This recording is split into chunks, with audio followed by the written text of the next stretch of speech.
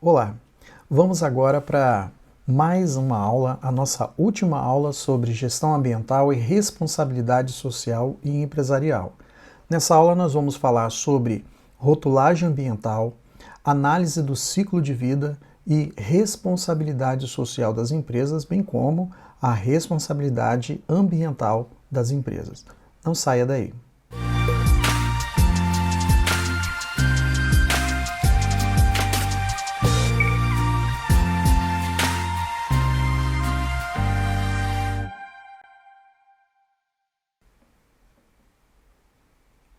Muito bem, vamos começar então a trabalhar com esse tema, rotulagem ambiental. O que é isso, né? Rotulagem ambiental. Então vamos lá. Para que serve a rotulagem ambiental? Ela tem a função de comunicar os benefícios habituais do produto embalagem, objetivando aumentar o interesse do consumidor por produtos de menor impacto, levando à melhoria ambiental contínua orientada pelo mercado. É uma questão até muito séria. Muitos consumidores hoje estão optando por escolher produtos, mercadorias que de uma certa forma traduzem a responsabilidade social e ambiental de uma determinada empresa. Isso está virando moda, mas talvez está se despertando na atualidade um pouco a consciência das pessoas em relação a que tipo de produto que elas estão consumindo. E a rotulagem ambiental, ela entra dentro deste contexto. É interessante levar em consideração, a partir da autora, que a rotulagem ambiental ela deve ser usada com ética e transparência, para não confundir, iludir e nem tampouco distorcer conceitos sobre preservação ambiental aliada à sustentabilidade econômica. Portanto, é uma prática muito séria. Prestem atenção no trecho dessa mídia. O Inmetro criou um programa de rotulagem ambiental para atestar a sustentabilidade de produtos fabricados no Brasil. As informações ajudam o consumidor na hora de escolher o que vai levar para casa e também facilitam a entrada no mercado internacional. Você se preocupa com o bem ou mal que um produto faz ao meio ambiente? Se material reciclado, se a empresa tem essa questão do reflorestamento e com a questão da poluição também, né? Saber se a empresa primeiro é idônea, né? Se tem alguma preocupação em não poluir, tá? Não agredir o meio ambiente. Flávio tem uma loja de produtos orgânicos e avalia a consciência ambiental dos fornecedores antes de comprá-los. Hoje em dia a gente vê, até pelos nossos clientes, que as pessoas têm cada vez mais essa visão. Então, quando a gente está avaliando principalmente novos fornecedores e fornecedores mais familiares, artesanais, a gente tem muita preocupação de como aquilo está sendo manipulado, produzido, transportado, para garantir que a gente esteja atendendo essa demanda dos nossos consumidores. Alguns fabricantes já entenderam isso e colocam nas embalagens informações sobre a sustentabilidade do produto. Este, por exemplo, informa que não usa qualquer substância química e agrotóxicos nocivos ao meio ambiente. Já este outro avisa que a embalagem é reciclável. E este condicionador, por exemplo, usa matérias-primas renováveis e não faz teste em animais. A preocupação dos consumidores, principalmente europeus, com os impactos ambientais de produtos industrializados, fez surgir programas de rotulagem ambiental, o selo verde. Nós quantificamos e avaliamos qual é o impacto ambiental da produção, do uso, do descarte daquele produto.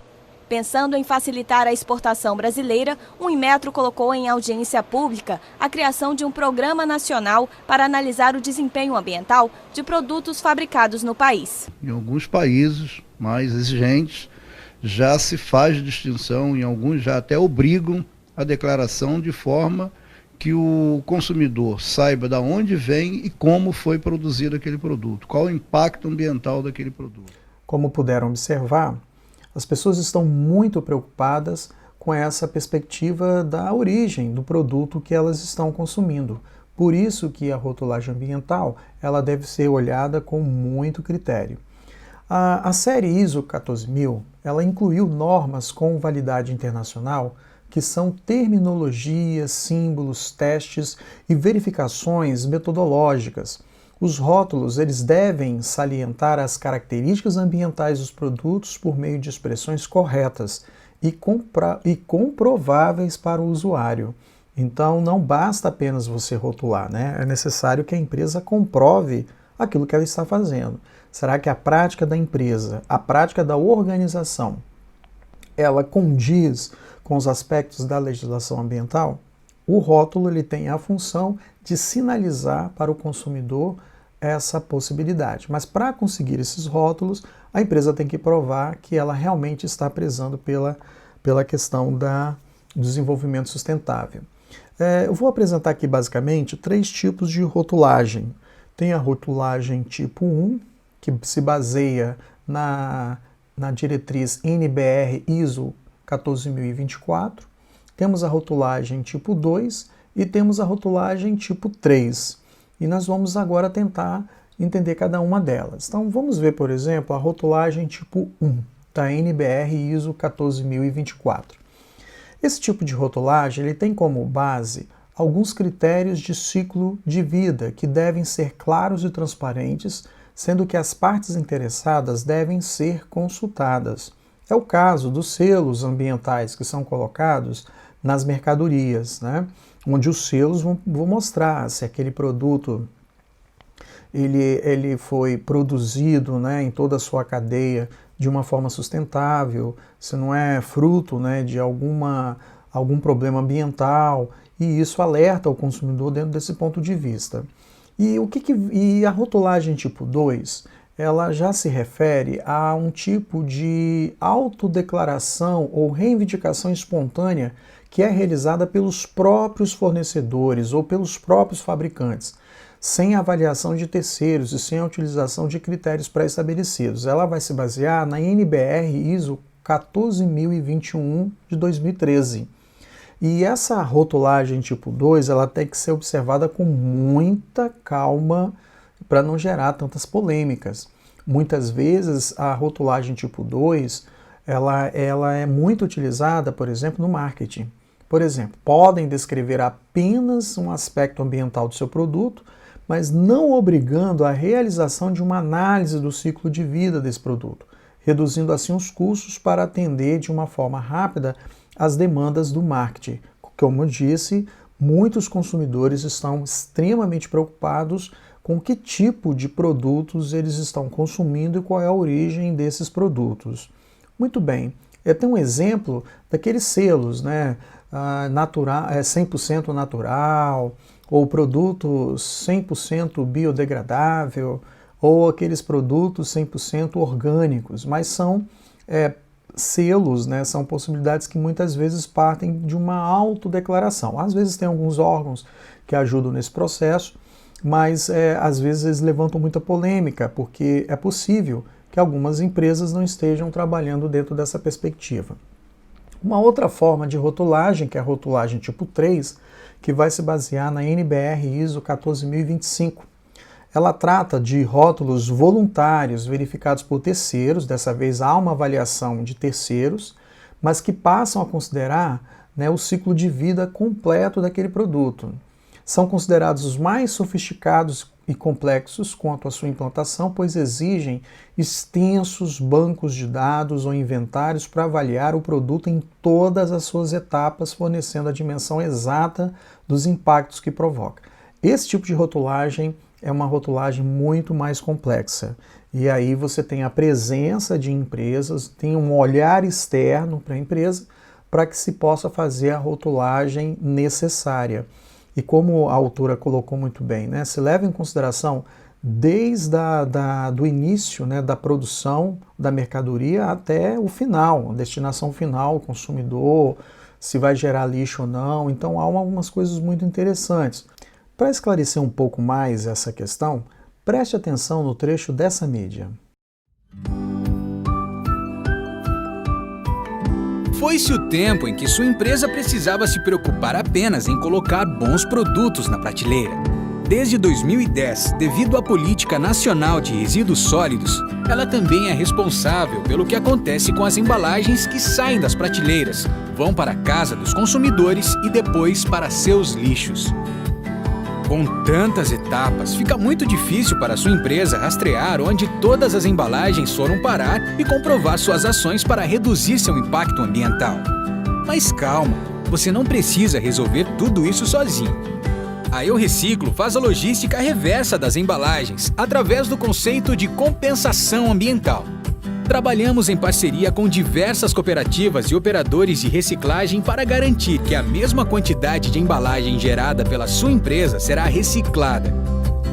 A cada produto vendido, uma quantidade equivalente do mesmo material da embalagem vai ser reciclada em um operador no Brasil. Adquirir o serviço de logística reversa de embalagens da Eu Reciclo é super simples e pode ser feito completamente online. Com a Eu Reciclo, além de cumprir a legislação, sua empresa ainda investe para que a cadeia de reciclagem aumente sua capacidade, ajudando ainda mais o meio ambiente. No final de tudo isso, seus produtos recebem o selo Eu Reciclo, um importante diferencial que mostra seu engajamento para consumidores cada vez mais conscientes. Quem recicla, sorri.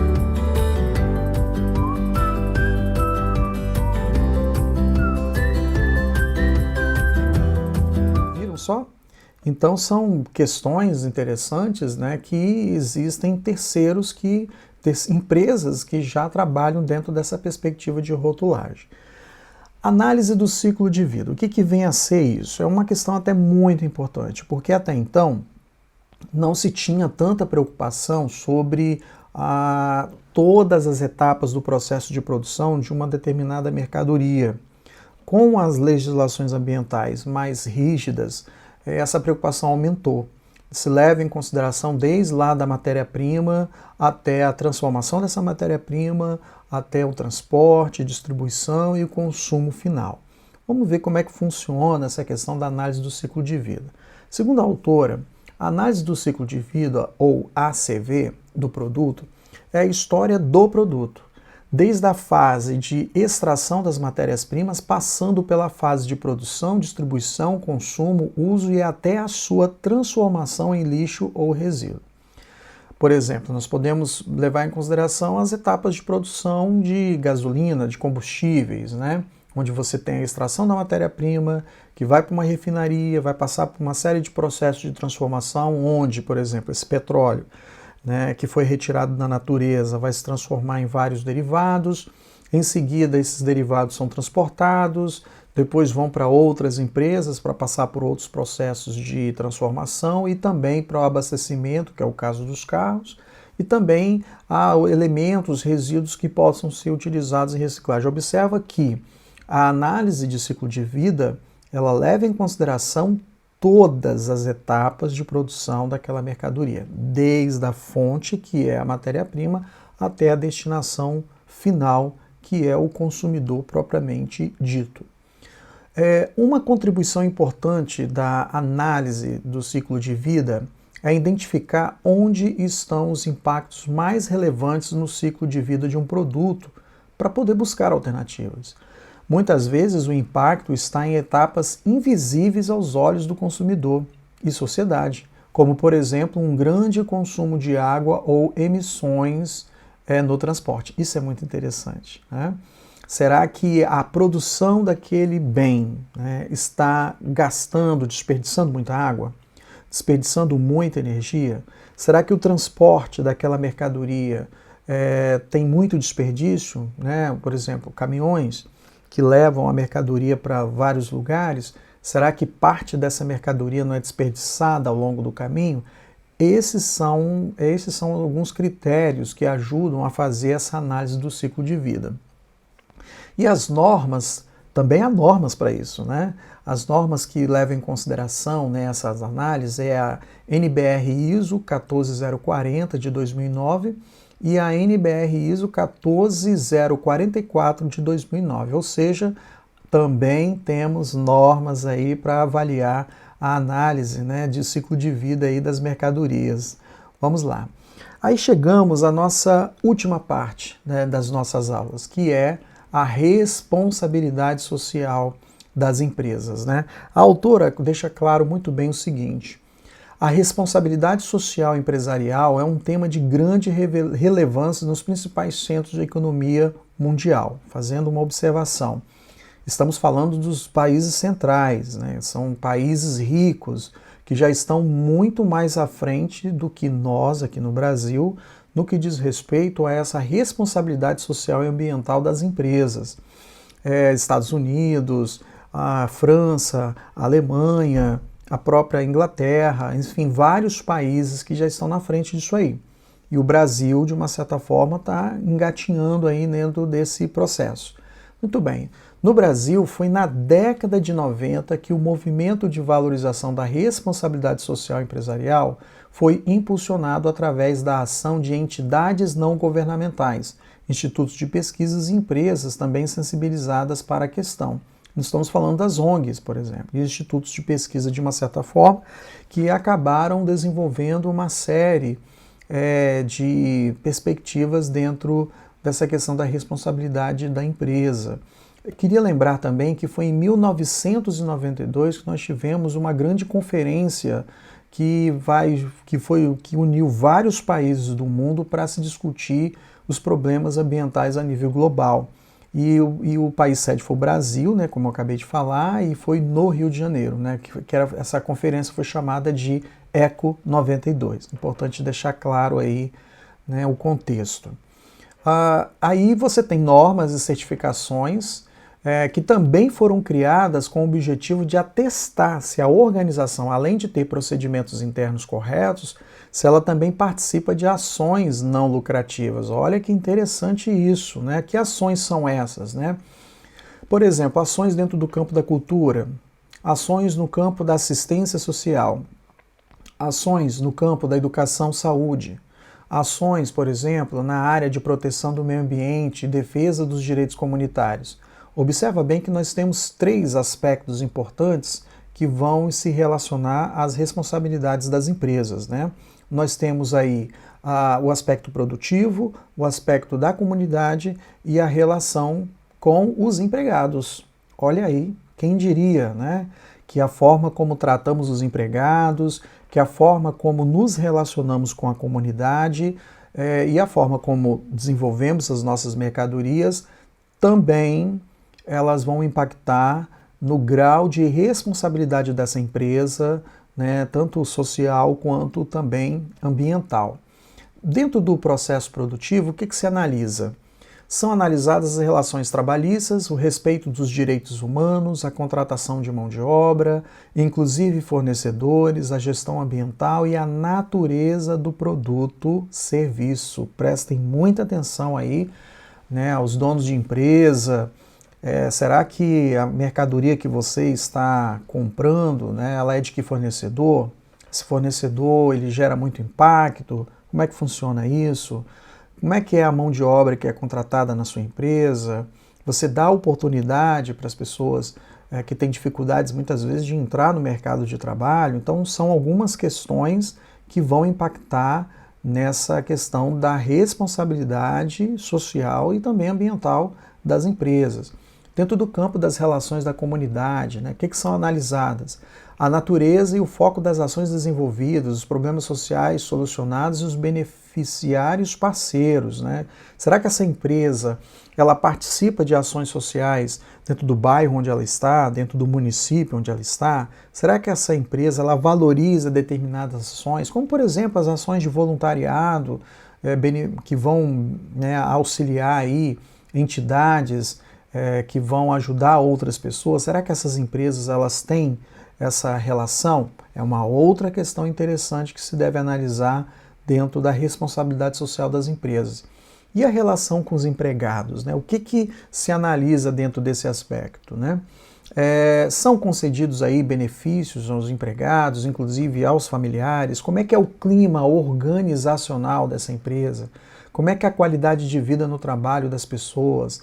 E as ações para aumento de empregabilidade, né? Será que o empregado ele é, de uma certa forma, estimulado a permanecer na empresa, a fazer carreira mesmo na própria empresa, se tornar um parceiro mesmo na empresa? São algumas questões que vale a pena observar. Ou seja, No mundo corporativo não há espaço para amadores. É importante deixar muito claro, né? Quando falamos da gestão ambiental e da responsabilidade social empresarial de todas as empresas, nós estamos falando de vários setores. Então a empresa ela não se resume apenas a cortar os custos, né? Aumentar a sua produtividade e aumentar os seus lucros, né? A empresa ela tem uma responsabilidade com a própria sociedade, porque ela está inserida nessa sociedade, né? Então são algumas questões aí que vão rebater muito nesse aspecto. E um detalhe, existem regras para isso, né? Existem ISOs, existem normas técnicas que vão ajudar a mensurar esse grau de responsabilidade social das empresas, né?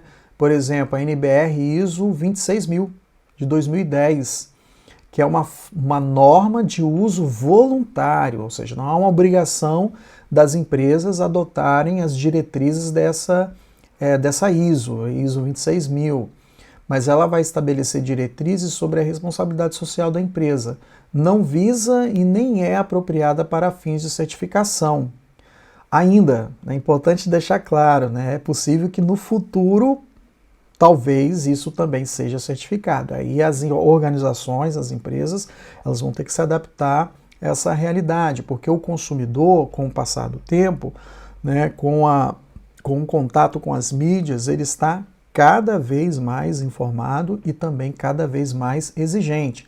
Se sua empresa ou se você quer fazer exportação, você tem que ficar muito ligado aí com as normas técnicas, tanto no Brasil quanto internacionais, para que você possa conquistar mercado. Porque, como eu disse, o mercado consumidor está ficando muito exigente.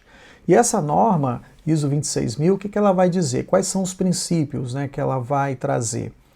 Responsabilização, transparência, comportamento ético, respeito pelos interesses das partes interessadas. Isso é importante. Será que a sua empresa está com muitas causas judiciais? Será que está gerando muitos problemas? Então são questões que a empresa deve refletir, né? Será que a empresa está tomando muitas multas? Então o que está acontecendo nessa organização? Para que se possa reduzir esse tipo de contratempo, né? Então tá aí, nós temos aí as normas que vão ajudar ao empresário, né, a se adequar. Então, respeito pelo Estado de Direito, respeito pelas normas internacionais de comportamento e direito aos humanos. Então, muito cuidado, você que é dono de empresa, você que vai trabalhar uma empresa, ou a empresa que você está administrando, tem que tomar cuidado com aquilo que você diz, com aquilo que você age, né?